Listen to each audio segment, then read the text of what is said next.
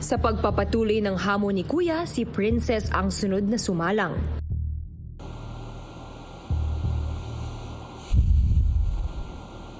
Kuya, pupunta po ako sa listening room. Sa listening room, pipindutin ng housemate ang white buzzer para sa boses ng supporters o black buzzer naman para sa boses ng bashers base sa kung ano ang gusto niyang pakinggan. At maaari rin siyang mamili kung patungkol sa kanya ang komento o tungkol sa kanyang mga kasama. At ang unang pinili ni Princess... Kuya, ang komento po na gusto kong marinig, Kuya, ay ang mga bashers po na tungkol sa akin, Kuya.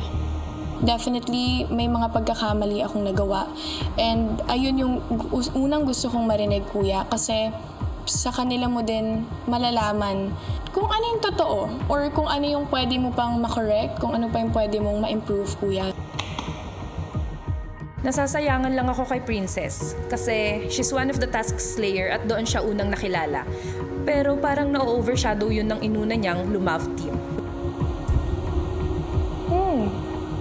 Natuwa lang ako sa sarili ko, medyo na-disappoint kasi sa dami-dami pwedeng i-comment sa akin.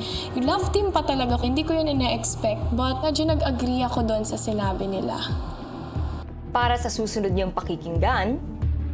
Kuya, gusto ko pong marinig ang mga boses, Kuya, ng bashers ni Caprice. Since alam ko kung ano yung tingin sa kanya ng housemates, gusto ko din malaman kung may napansin yung outside world sa kanya na maybe hindi namin napansin dito sa loob. Si Caprice playing safe. Mas gusto ko yung bravery ng other girls. Unlike her, yung ibang girls, they speak.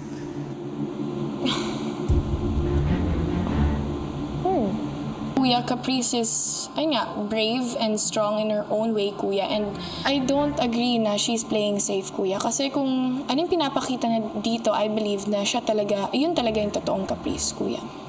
At sa huling pinili ni Princess... Kuya, gusto ko pong marinig ang boses mula sa bashers ni Ashley. Curious din ako kung ano pa yung masasabing masama sa kanya ng ibang tao. Dahil nga, for me, ako wala akong nakikita. Grabe pagiging plastic niya kay Princess, kaya kawawa si Princess eh. Akala niya, true friend niya si Ashley. Di niya alam na threat ang tingin sa kanya. Threat? Ashley is one of the realest friends I've had. Yung sinabi na kawawa ako, bakit? Bakit ako kawawa? Actually, mas blessed pa nga ako dahil meron akong Ashley sa buhay ko. So, dun lang ako nagalit, Kuya. To think that they would call Ashley na plastic, Kuya. No, I wouldn't agree with that. I also wanted to hear what they think of the other housemates, but definitely po nakatulong siya.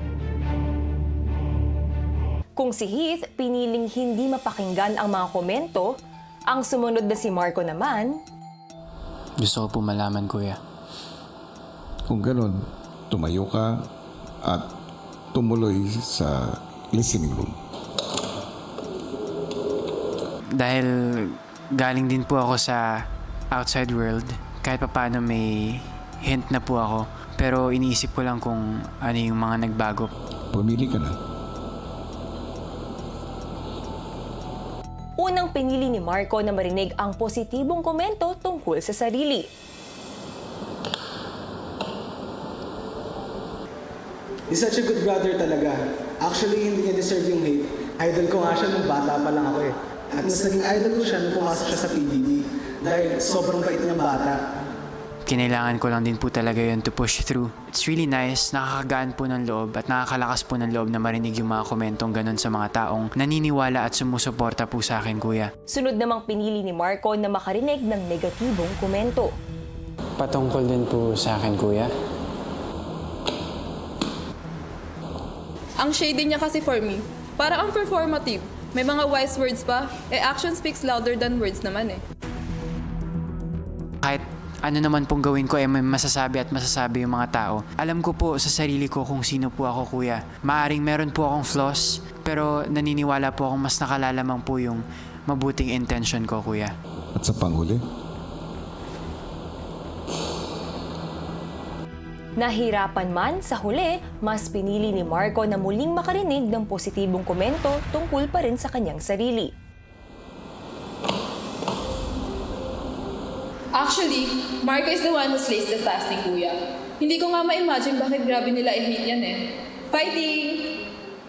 Kinailangan ko lang din po talaga yung mga kind words na alam ko pong patungkol sa akin, kuya, para maibalik ko po yung tiwala din sa sarili ko na meron din sa mga supporters ko po, kuya.